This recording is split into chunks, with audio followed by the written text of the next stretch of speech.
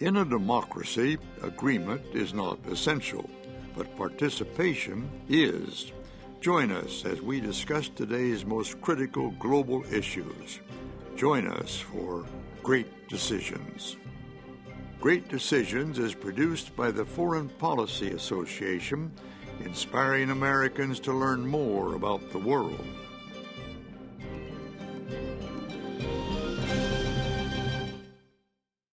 It was originally conceived as a United States of Europe. The European Union was created to bind its member nations together economically, politically, and socially. And in the 50 years since it was founded, the EU has progressed, stumbled, and grown, both in membership and influence. So why then are some nations clamoring to be members while others want little to do with the EU? And how do all those countries with different languages, politics, and customs get along with each other? We'll look at these and other issues next on Great Decisions.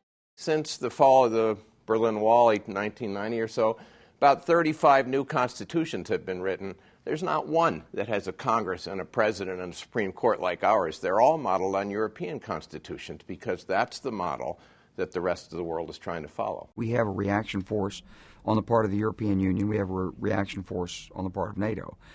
And then we have the national pools of forces.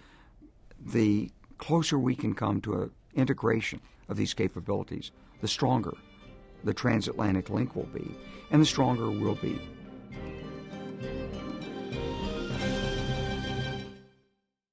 "5 years in Iraq, 7 years in Afghanistan. These wars have placed a great strain on the U.S. military, so much so that some argue that American armed forces have reached their breaking point. Do U.S. troops have what they need to fight these wars? And what if a new conflict arose? Would the military be able to respond with the swiftness and coordination to which the world has become accustomed? We'll look at these and other issues next on Great Decisions. When there's an emergency in this country, the National Guard or the active military are the only people that can carry out large muscle movement operations. And the Guard doesn't have their equipment. We have to go back and fix that soon.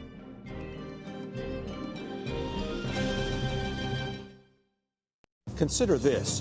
While half the world's population lives on less than $3 a day, the combined wealth of the world's 200 richest people tops $1 trillion.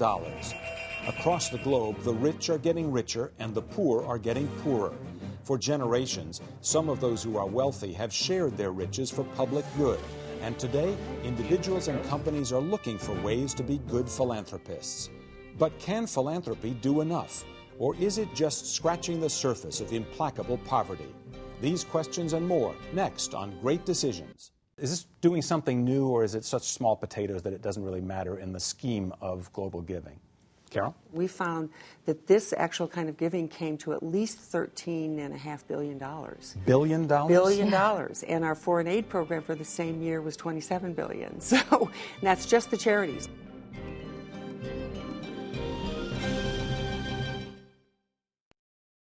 Since the end of the Cold War, the United States has been living in a new era of diplomacy. The world's only superpower finds itself dealing differently with both friends and enemies in the absence of a major competing nation. The terror attacks of 9/11 and their aftermath have turned out to isolate the U.S. even more. Today, the U.S. can't take its allies for granted either. Many refuse to support the U.S. invasion of Iraq. What does the future hold for U.S. foreign policy? Does Washington have the clout it once did? Is the word superpower itself even relevant anymore? We'll look at these and other issues next on Great Decisions. We rebuffed the man who came to America and wanted, if he did anything while he was here, he wanted to show respect to those who were killed. I thought it was a missed opportunity. You think that was a gesture on the part of the Iranian government? We should have assumed it was a friendly gesture and hoped that it was a friendly gesture.